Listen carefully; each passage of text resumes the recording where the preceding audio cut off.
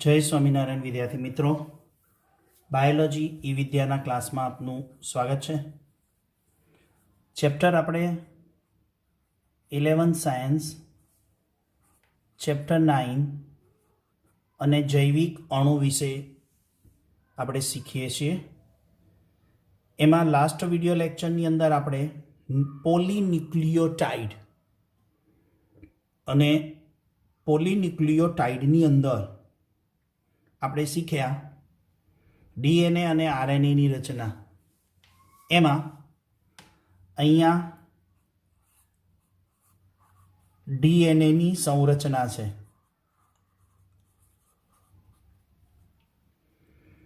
આ રીતે આપણે તમારે ડ્રો કરવાની છે ડીએનએની સંરચના। ત્યાં આપણે લાસ્ટ વિડિયો લેક્ચરમાં એવી વાત કરી કે ડીએનએ 2 પોલીન્યુક્લિયોટાઇડ શૃંખલા ધરાવે છે, બરાબર। તો આ એક પોલીન્યુક્લિયોટાઇડ શૃંખલા છે અને આ બીજી પોલીન્યુક્લિયોટાઇડ શૃંખલા। તમારે આ આકૃતિ કેવી રીતે ડ્રો કરવાની છે જેથી એકદમ આ 2 પોલીન્યુક્લિયોટાઇડ શૃંખલા છે, એક પોલીન્યુક્લિયોટાઇડ શૃંખલા ની દિશા પોલીન્યુક્લિયોટાઇડની દિશા આ હોય અને આ બાજુની પોલીન્યુક્લિયોટાઇડ શૃંખલાની દિશા આ હોય। એટલે 2 પોલીન્યુક્લિયોટાઇડ શૃંખલા એકબીજાને સમાંતર ખરી પણ પ્રતિ સમાંતર, क्रॉस इक्वल। ओके, आ छे 5 2 3 आ 5 छेडानो कार्बन कहेवाय अने आ त्रीजा नंबरना छेडानो कार्बन एटले 5 डैश डैश नो अर्थ 5मा नंबरनो कार्बन। आनी दिशा 5 2 3 छे, आनी दिशा पण 5 2 3 ज होय એટલે તમારે યાદ રાખવાનું આ બૂઠો છેડો એટલે 5મો કાર્બન, આ એરો એટલે 3જો કાર્બન, હંમેશા 5 2 3 જ હોય। હવે આને દોરશો કેવી રીતે? તો હું એક ટેકનિક આપું છું જેથી આ 2 શૃંખલાઓ આમ તમારે અપડાઉન ના થાય। તમારે શું કરવાનું, પહેલા શર્કરા દોર દેવાની, રિબોઝ પેન્ટોઝ। ઓકે, અને આ જે દોરો ને એ બધી એક સરખી દોરવાની। આ 1 આ 2 અને આ 3 ચોપડાની લીટીની 3 લાઈનો છે। ઓકે, તો આપણે 3 લાઈન નક્કી કરી તો બધાની 3 લાઈન જ નક્કી કરવાની અને વચ્ચે 2 લીટીનું અંતર છોડી દેવાનું। તમારે પહેલાં શું કરવાનું, જો આવી રીતે એક સાઈડની બધી જ ડીઓક્સીરિબોઝ પેન્ટોઝ શર્કરા દોર દેવાની। ઓકે, આ એનો 5મા નંબરનો કાર્બન જે આપણે અહીંયા કહીએ છીએ તે 5 નંબરનો કાર્બન। હવે તમારે શું કરવાનું, અહીંયા પહેલા નંબરના કાર્બન સાથે નાઇટ્રોજન બેઝ જોડી દેવાના। ઓકે, નાઇટ્રોજન બેઝ પ્યુરિન અથવા પ્યુરિમિડીન। ચલો, આ દોરાઈ ગયું। આ ત્રીજો કાર્બન અને આ 5મો કાર્બન એની સાથે કોણ આવે, ફોસ્ફેટ બંધ। આ દોરાઈ ગયું। હવે કમ્પ્લીટ તમારે આવા કેટલા અણુ મૂકવાના, 10 થી 12। એટલે આ એક રચના જે બની આપણે આને ન્યુક્લિયોટાઇડ કહીએ, જેમાં ડીઓક્સીરિબોઝ નામની શર્કરા આવી, નાઇટ્રોજન બેઝ આવ્યો અને ફોસ્ફેટ આવ્યો। તો આ એસ એન અને પી એટલે આ એક ન્યુક્લિયોટાઇડ થયો, બરાબર, એક ન્યુક્લિયોટાઇડ। આવા તમારે 10 થી 12 અણુ લેવાના। જો મેં કેટલા લીધા છે, 1 2 3 4 5 અને 6। તમે જો નાના દોરો ને આ શર્કરા તો તમારે મિનિમમ 8 અને મેક્સિમમ 10 સુધી લેજો અને આખી ડીએનએની સંરચના ડ્રો કરવાની છે. હવે તમારે શું કરવાનું, એક સાઈડના 8 થી 10 અણુ દોરાઈ જાય આવા ન્યુક્લિયોટાઇડ, પછી તમારે આ બાજુના શર્કરા નથી દોરવાની, ધ્યાન આપજો. હવે મેં કીધું હતું આ પ્યુરિન કહેવાય, ચાંચ. એની સામે ખાંચ આવશે, તો પહેલાં આ દોર દેવાનું, ભૂલ ન થાય. પછી બધા જ નાઇટ્રોજન બેઝની સામે તમારે નાઇટ્રોજન બેઝ દોરવાના. સીધી આ શર્કરા આ બાજુ દોરવાની કોશિશ ના કરતા, નહીતર આનું લેવલ ઉપર હશે ને આનું લેવલ નીચે આવશે, એટલે આ નાઇટ્રોજન બેઝ ક્રોસ આવશે. ચલો, ખ્યાલ આવે છે? પછી શું કરવાનું, અહીંયા તમારે ઓકે, હવે આ પહેલો કાર્બન થઈ ગયો, એટલે શર્કરા તમારે અહીંયા ઉલટી બતાવવાની, કેમ કે આ દિશાની આ તરફ હોય, આની દિશા આ તરફ છે. ઓકે, હવે આ થઈ ગયું નાઇટ્રોજન બેઝ પહેલા કાર્બન ઉપર, અહીંયા થઈ ગયો ફોસ્ફેટ. ઓકે, અહીંયા જુઓ,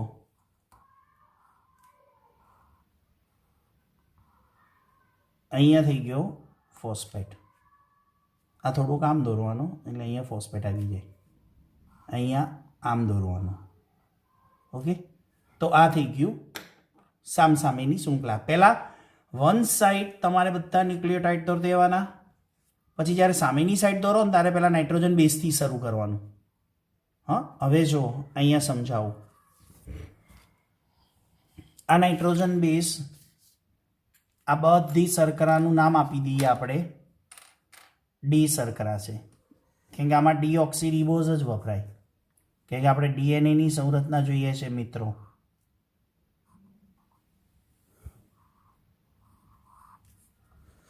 ડી અને ડી, આ ડી, ડી.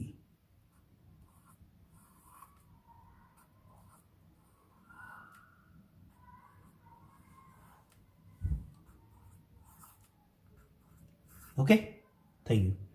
હવે જ્યારે નાઇટ્રોજન બેઝ ગોઠવો છો આરાએ, ત્યારે ભલે મેં આકૃતિમાં દોર્યા, તમારે એની કોઈ સિક્વન્સ યાદ નથી રાખવાની. તમે ગમે તે દોરી શકો, એ, ટી, જી, જી, ટી, સી, કોઈ પણ ધ્યાન એ રાખવાનું. શું ધ્યાન રાખવાનું? જો એ હોય તો તમારે ચાંચ દોરવાની, જો જી હોય તો ચાંચ. તો પ્યુરિનમાં હંમેશા ચાંચ આવે. ઓકે, એ અને જી હોય તો તમારે આ ચાંચ દોરવી પડે. ઓકે, હવે ખાંચ, હા, આ ખાંચ તો નક્કી છે ડીએનએમાં એ હોય ને, એટલે કે આ પ્યુરિન હોય તો એની સામે પિરિમિડિન હોય. પણ એ પણ નક્કી છે કે એ હોય ને તો ટી જ આવે, જી હોય ને તો સી આવે, જી હોય તો સી, એ હોય તો ટી. આ નાઇટ્રોજન બેઝ છે પ્યુરિન અને પિરિમિડિન. હવે આ પ્યુરિન અને પિરિમિડિન નાઇટ્રોજન બેઝ જે છે એની વચ્ચે આવા નિર્બળ હાઇડ્રોજન બંધ હોય, નિર્બળ હાઇડ્રોજન બંધ. પણ એ નિર્બળ હાઇડ્રોજન બંધ અહીંયા એ અને ટીની વચ્ચે 2 હાઇડ્રોજન બંધ હોય, જી અને સીની વચ્ચે કે સી અને જીની વચ્ચે 3 હાઇડ્રોજન બંધ હોય. આ ફિક્સ છે, એટલે યાદ રાખવાનું કે તમે એ દોરતા હોય તો સામે ટી જ આવે, અને જી હોય તો સી આવે, સી હોય તો જી આવે, ટી હોય તો એ આવે, એ હોય તો ટી આવે. પણ અહીંયા હંમેશા કેટલા હાઇડ્રોજન બંધ હોય? એ અને ટી, એડેનિન અને થાયમિન વચ્ચે 2. ગ્વાનિન અને સાઇટોસિન વચ્ચે કેટલા હાઇડ્રોજન બંધ હોય? 3. આ ફિક્સ જ છે. તો જુઓ અહીંયા મેં એ અને ટી છે તો કેટલા હાઇડ્રોજન બંધ છે? 2. ટી અને એ છે તો 2.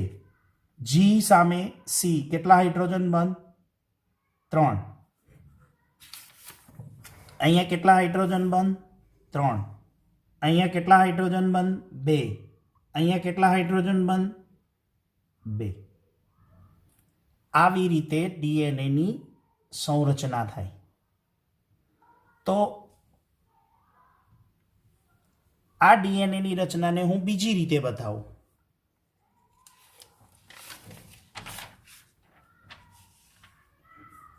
દેખાઈશ? સરળ રજૂઆત. ડીએનએ શૃંખલાની સરળ રજૂઆત. ડીએનએ શૃંખલાની સરળ રજૂઆત. ઓકે. હવે કોઈ પણ આ બાજુ આમ એરો મારીએ છે તો કઈ આવે? 5 અહીંયા આવે અને 3 અહીંયા આવે. એટલે 5 એટલે 5 નંબરનો કાર્બન અને 3 એટલે ત્રીજા નંબરનો કાર્બન.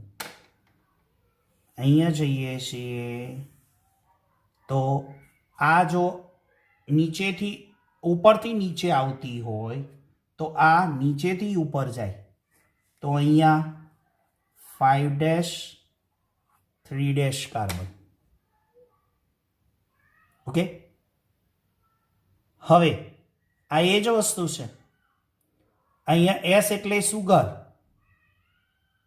પી એટલે ફોસ્ફેટ અને આ નાઇટ્રોજન બેઝ.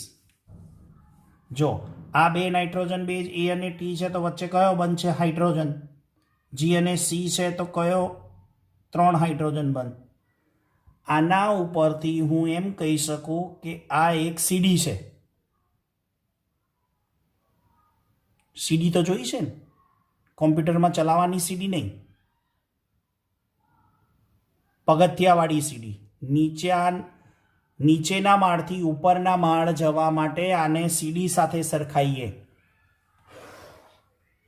સીડી ચડવી હોય તો તમે શું કરશો મિત્રો? પગથિયા ચડવા માંડો ને. હા, પગ ક્યાં મૂકો? પગથિયા ઉપર. તો આ નાઇટ્રોજન બેઝ છે ને, પ્યુરિન પિરિમિડિન, એ પગથિયા છે. પણ પગથિયા ચડતી વખતે, સીડીના પગથિયા ચડતી વખતે તમારા 2 હાથ ક્યાં હશે? સીડીના બાજુના કઠેરા. હા, 2 હાથે, જમણા ડાબા હાથે 2 કઠેરા પકડીએ કે નહીં, લેફ્ટ અને રાઈટ. તો ડીએનએની રચનામાં આ સુગર અને ફોસ્ફેટને 2 શૃંખલાઓના કઠેરા કહેવાય અને નાઇટ્રોજન બેઝને પગથિયા કહેવાય. શું કહેવાય? પગથિયા કહેવાય. સમજાય છે ને? આ એકદમ સરળ રજૂઆત. હવે આ જ રચનાને આપણે સાયન્ટિફિક કુંતલમય રચના જોઈએ. કઈ રચના? કુંતલમય. તો અહીંયા ટાઇટલ લખું છું, ડીએનએની કુંતલમય રચના. આવી રીતે તમારે ડીએનએ પણ ડ્રો કરવાનું છે. એટલે 3 આકૃતિઓ સમજી વિચારી અને ડ્રો કરવાની છે. પહેલા પેન્સિલનો જ ઉપયોગ કરજો. હવે જો અહીંયાથી આ 5 જાય છે ને, અહીંયા એરો 3', પછી આ નીચેથી ઉપર આવે છે 5'3 કાર્બન. તો મને તમે એમ કહો કે આવું મેં એક પાનામાં દોર્યું તો આમાં તમને અહીંયા જે આડી લાઈન બતાવી છે મેં, રાઈટ, એમાં અંગ્રેજીમાં ન્યુમેરિકલ 1 2 3 4 5 6 7 8 9 10 11 એમાં કયો નંબર પડે છે? ઇંગ્લિશ.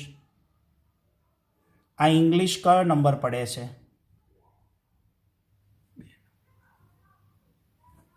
ઇંગ્લિશ કયો નંબર પડે છે?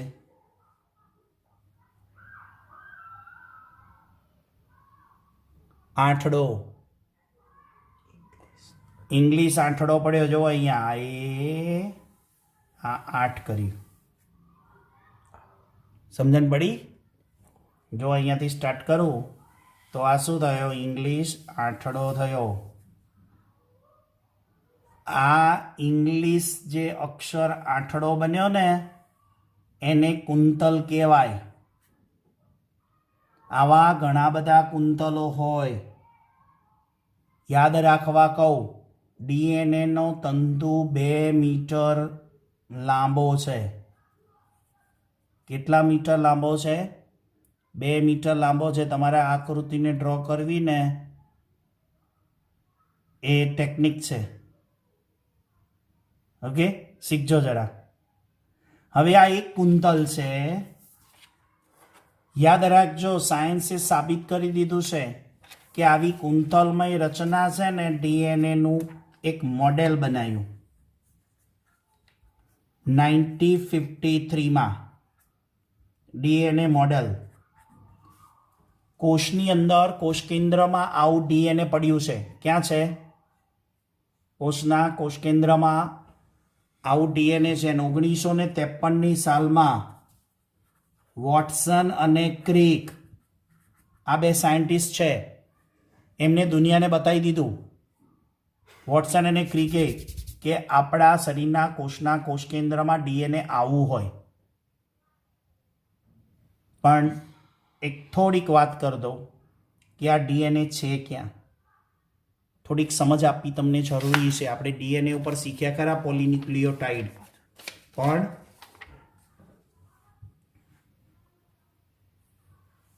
આ શું છે? વનસ્પતિ કોષ અથવા પ્રાણી કોષ. ઓકે, આ એનું કોષ કેન્દ્ર. આ છે કોષ. આ છે કોષ કેન્દ્ર. આ કોષ કેન્દ્રની અંદર શીખવાડ્યું હતું ને, આને શું કહેવાય? રંગ તત્વ ઝાડ. આના માટે તમારે ચેપ્ટર નંબર 8 કોષ કેન્દ્ર એની થિયરી ખોલવાની. એમાં આકૃતિ છે આવી.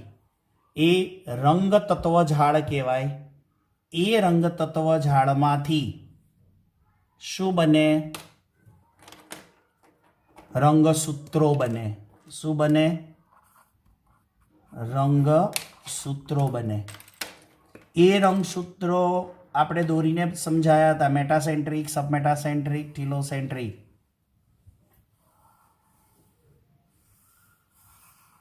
રાઈટ? આ રંગસૂત્રો. આ રંગસૂત્રોની અંદર આ ડીએનએ જે આપણા આનુવંશિક વારસા માટે જવાબદાર હોય. ઓકે, આને ડિસેક્શન કર્યું મેં, આ બહાર કાઢીને.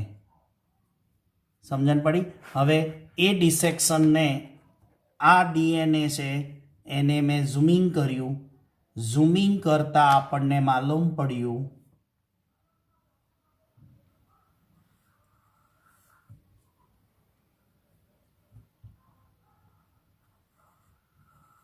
આવી કુંતલમય શૃંખલા છે જેને આપણે દોરીએ છીએ ને આ રીતે, હમણાં દોરીએ આ. તો આ ડીએનએ છે અહીંયા, ક્લિયર કટ સમજજો. અને આ ડીએનએ આપણા આનુવંશિક વારસા માટે જવાબદાર હોય છે. અને આ ડીએનએ આવું કુંતલમય હોય છે જે કોષના કોષ કેન્દ્રમાં રંગસૂત્રોની અંદર છે. એ આપણા મનુષ્યના બોડીમાં 2 મીટર લાંબો ડીએનએનો તંતુ છે અને આનું મોડેલ એટલે શું? આમ બનાવ્યું અને દુનિયાને બતાવ્યું વોટસન ક્રિકે 1953માં. પણ આ ડીએનએ ઉપર હું તમને થોડીક માહિતી આપું, સમજવાની છે. આને આપણે કીધું એક કુંતલ, બરાબર? આ એક કુંતલ એટલે આ આંઠડો. એમાં ગણો તો હું ગણાવું કેટલા નાઇટ્રોજન બેઝ છે. આ 1, આ 2, આ 3, આ 4, આ 5, આ 6, આ 7, આ 8, આ 9 અને આ 10. ફિક્સ હોય. શું હોય? ફિક્સ હોય. 10 નાઇટ્રોજન બેઝની જોડી છે અથવા 10 જોડ ન્યુક્લિયોટાઇડ કહેવાય. આ 10 જોડ ન્યુક્લિયોટાઇડ કહેવાય. કેટલા જોડ હું બોલું છું? 10 જોડ ન્યુક્લિયોટાઇડ. તો એક કુંતલની લંબાઈ કેટલી છે? કુંતલની લંબાઈ 34 એંગસ્ટ્રોમ છે. યાદ રાખવાનું છે. કુંતલની લંબાઈ 34 એંગસ્ટ્રોમ છે અને આ જે 2 પોલીન્યુક્લિયોટાઇડ શૃંખલાની પહોળાઈ છે, સીડીના 2 કઠેરા વચ્ચેની જગ્યા છે, એ 20 એંગસ્ટ્રોમ છે. પહોળાઈ કેટલી છે? 20 એંગસ્ટ્રોમ. અને એક કુંતલની લંબાઈ 34 એંગસ્ટ્રોમ. આવા તો ઘણા બધા કુંતલ પડે. સમજણ પડી મિત્રો? આગળ જો એના વિશેની થોડીક માહિતી આપી દઉં. એક કુંતલની લંબાઈ કેટલી છે? 34 એંગસ્ટ્રોમ. 2 પોલીન્યુક્લિયોટાઇડની શૃંખલા વચ્ચેનું અંતર કેટલું છે? 20 એંગસ્ટ્રોમ. કેટલું? 20 એંગસ્ટ્રોમ.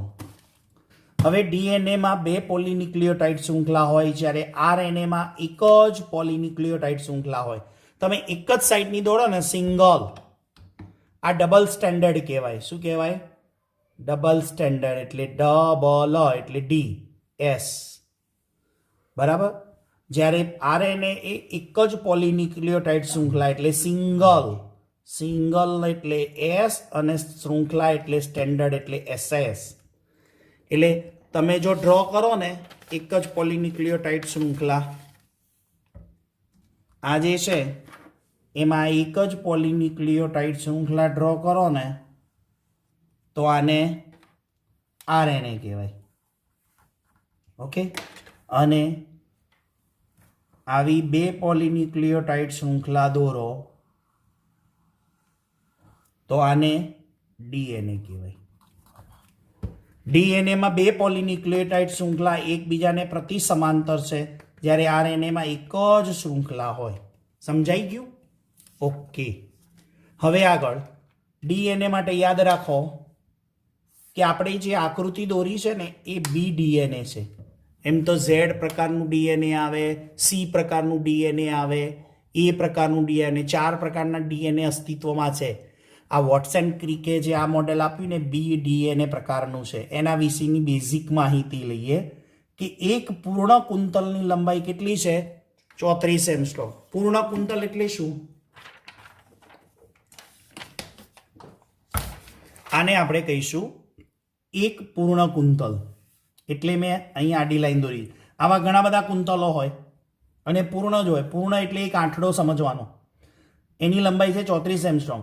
હવે આ એક પૂર્ણ કુંતલની અંદર કેટલા નાઇટ્રોજન બેઝ જોડી છે? ન્યુક્લિયોટાઇડની કેટલી જોડીઓ છે? 10. તો એક પૂર્ણ કુંતલમાં નાઇટ્રોજન બેઝની જોડી કેટલી છે? 10. તો મિત્રો સમજો, તો પગથિયાનું અંતર શું થયું? દરેક પગથિયા વચ્ચેનું અંતર 10 જોડી નાઇટ્રોજન બેઝ છે. એક કુંતલમાં 10 બેઝ પેર એટલે BP. 10 BP, B એટલે બેઝ એટલે નાઇટ્રોજન બેઝ અને P એટલે પેર, જેને હું ગુજરાતીમાં બોલું છું નાઇટ્રોજન બેઝની જોડી. નાઇટ્રોજન બેઝની જોડી એટલે હું 10 BP લખું છું. 10 બેઝ પેર હોય એક કુંતલમાં. એક કુંતલમાં 10 બેઝ પેર છે. એક કુંતલની લંબાઈ 34 એંગસ્ટ્રોમ છે. તો તમે મને કહો કે આ બે નાઇટ્રોજન બેઝ વચ્ચેનું અંતર કેટલું હશે? કોઈ કહેશે? ઝૂમ ઉપર કોમેન્ટ બોક્સમાં 34 એંગસ્ટ્રોમ કુંતલની લંબાઈ, એક કુંતલમાં 10 નાઇટ્રોજન બેઝની પેર, તો આ પગથિયા વચ્ચેનું અંતર કેટલું? પગથિયા વચ્ચેનું અંતર કોમેન્ટ બોક્સમાં લખવાનું. ઓકે, અને આપણે ઝૂમ ઉપર એની ચર્ચા કરશું. સમજાય છે ને પ્રશ્ન? પણ અહીંયા મેં લખી જ દીધું છે, પાસેને બે નાઇટ્રોજન બેઝની જોડી વચ્ચેનું અંતર 3.4 એંગસ્ટ્રોમ. કેટલું થાય? 3.4 એંગસ્ટ્રોમ. હવે વિદ્યાર્થી મિત્રો, અગત્યની વાત યાદ રાખવાની છે. ડીએનએમાં આપણે કેટલી પોલીન્યુક્લિયોટાઇડ શૃંખલા કીધી? 2. આરએનએમાં કેટલી પોલીન્યુક્લિયોટાઇડ શૃંખલા કીધી? 1 જ. નાઇટ્રોજન બેઝ ડીએનએમાં એડેનિન, ગ્વાનિન, થાઇમિન, સાઇટોસિન અને uracil. Adenine, guanine, thymine, cytosine અને યુરેસિલ. કેટલા નાઇટ્રોજન બેઝ હતા? ટોટલ 5. પણ જ્યારે ડીએનએ બને ને, સાંભળજો, ડીએનએ બને ને ત્યારે એમાં શું વપરાતો નથી? યુરેસિલ હોતો નથી. પણ જ્યારે આરએનએ બને ત્યારે એમાં થાઇમિન હોતો નથી. મોસ્ટ ઇમ્પોર્ટન્ટ નીટમાં પૂછાઈ ગયું છે કે ડીએનએ બને ત્યારે એમાં ડીએનએના બંધારણમાં ક્યારેય તમને યુરેસિલ જોવા ન મળે. આરએનએ હોય એના બંધારણમાં ક્યારેય થાઇમિન જોવા ન મળે. સમજાય છે ને મિત્રો? હવે ચલો હજુ એક આગળ વાત કરવી છે.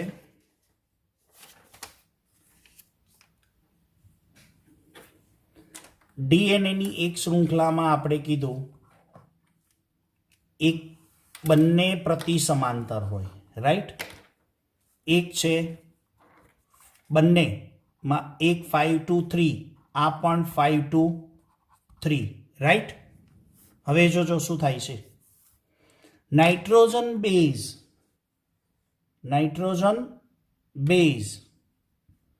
અહીંયા નાઇટ્રોજન બેઝ હું લખું છું, ધ્યાનથી જોજો, હમણાં શીખવાડ્યું એ જ પ્રમાણે છે, કાંઈ નવું નથી, સરળતાથી યાદ રહેશે. હું અહીંયા લખું છું એ. તમે કોઈ પણ મૂકી શકો, હું મૂકું છું એમ નહીં, જોજો હું મૂકું A G C T A T G, કોઈ પણ મેં લખ્યું. શું ન લખ્યું? યુરેસિલ ન આવે, બસ. અને આનો કોઈ ક્રમ નક્કી હોતો નથી. કોઈ પણ નાઇટ્રોજન બેઝ હોય અહીંયા, એવું નથી કે એ પછી જી હોય, જી પછી જી હોય કે જી પછી સી હોય, ગમે તે તમે લખી શકો, પણ તમે યુરેસિલ ન લખી શકો, રાઈટ? હા, તો તમને નીટમાં કઈ રીતે પ્રશ્ન પૂછાયો છે કે ડીએનએની પોલીન્યુક્લિયોટાઇડ શૃંખલાની એક બાજુનો ક્રમ જો આ હોય તો સામેની શૃંખલાનો ક્રમ કયો?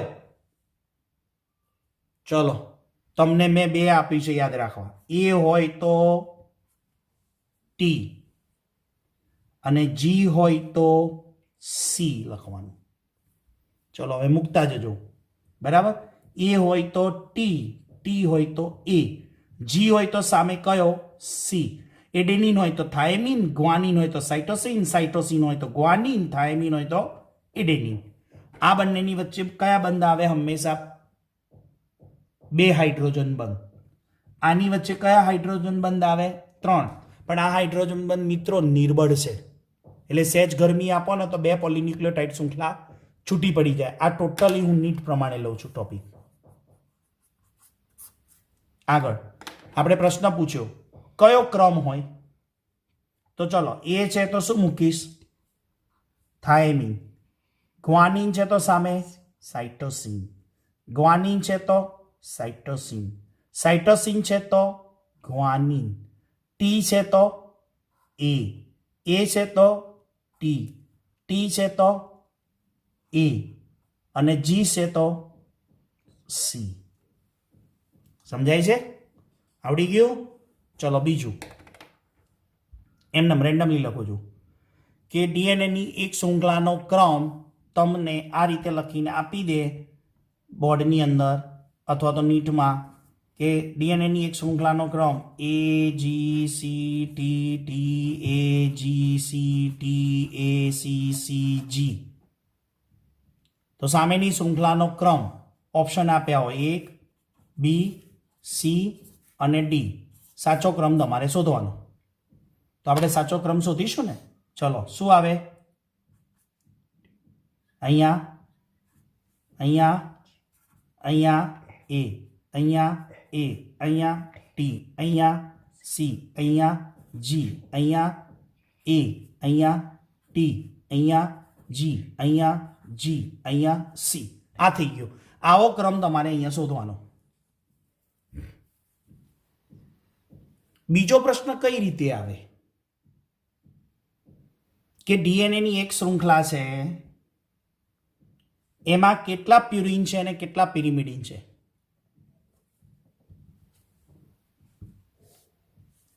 લાવ બીજું પાનું એમાં આપણે સમજાવીએ. ડીએનએની એક શૃંખલાનો ક્રમ છે એ જી સી ટી ટી એ જી સી ટી ટી એ. કોઈ પણ મૂકો. ચલો આમાંથી તમારે શોધવાનો છે કેટલા પિરિન અને કેટલા પિરિમિડિન. બરાબર? આમાંથી તમારે A G C T T A C G C T T A 1 2 3 4 5 6 7 8 9 10 11 ને 12 નાઇટ્રોજન બેઝ મેં દોર્યા છે. તમારે એમાંથી પ્યુરિન અને પિરિમિડિન કેટલા છે કોમેન્ટ બોક્સમાં લખવાનું છે. અને આનું ટોટલ કેટલું થવું જોઈએ? આમાં કેટલા પ્યુરિન છે એની સંખ્યા લખવાની છે. આમાં કેટલા પિરિમિડિન છે એની સંખ્યા લખવાની છે. અને અમે કેટલા વાપર્યા છે? 1 2 3 4 5 6 7 8 9 10 11 ને 12. મેં 12 વાપર્યા છે. તમારે આમાંથી પ્યુરિનની સંખ્યા શોધીને લખવાની, પિરિમિડિનની સંખ્યા લખવાની. ટોટલ 12 થવું જોઈએ. મને કોમેન્ટ બોક્સમાં આના બેના જવાબ આપજો. અને કાલે આપણે ડિસ્કશન ઝૂમ ઉપર કરીએ છીએ. મને યાદ કરાવજો અને હું પણ સામે પૂછીશ કે આજનો કોમેન્ટ બોક્સનો ક્વેશ્ચન શું હતો. મને આટલું સમજાયા પછી એવું લાગે છે કે તમને સારી એવી ડીએનએના રચનાની ખબર પડી ગઈ. ચલો એક બીજી થોડીક વાત કરી લઉં કે ડીએનએમાંથી જ આરએનએ બને. ડીએનએમાંથી આરએનએ બને. ઓકે? શામાંથી? ડીએનએમાંથી આરએનએ બને. હવે ડીએનએમાં એક શૃંખલાનો ક્રમ G G C T A T C G T A T છે. તો એમાંથી આરએનએ બનાવો છે. તો આરએનએ ઉપર શું ક્રમ હશે? બોલો અહીંયા શું આવશે? જી છે તો સી, જી છે તો સી, સી છે તો જી, ટી છે તો એ છે તો ટી. ના આવે. એ છે તો આરએનએમાં થાઇમિન ના હોય તો એની સામે ટી ના આવે કેમ કે આરએનએ બને છે. તો એની સામે શું આવશે? યુ. એની સામે યુ, ટીની સામે એ, સીની સામે જી, જીની સામે સી, ટીની સામે એ, એની સામે યુ. જો ટી હોય ને તો એડેનિન તો હોય, પણ અહીંયા એડેનિન છે ને તો આરએનએમાં ટી ના આવે, યુ આવે. ટી છે તો એ ખરું. સમજાઈ ગયું? આ ડીએનએમાંથી આરએનએ બને છે ત્યારે એડેનિનની સામે થાઇમિન ન આવે, એમાં યુરેસિલ આવે. ઓકે. આ સમજાવવાનું કારણ એટલું જ હતું કે આ છેલ્લે મેં 2-3 આવી ચર્ચાઓ કરીને નીટના MCQ પૂછાઈ ગયા છે, બરાબર. અને આપણે આપેલી નીટની જે બુક છે એની અંદર જો શોધશો ને તો આવા MCQ મળશે. ટ્રાય કરજો.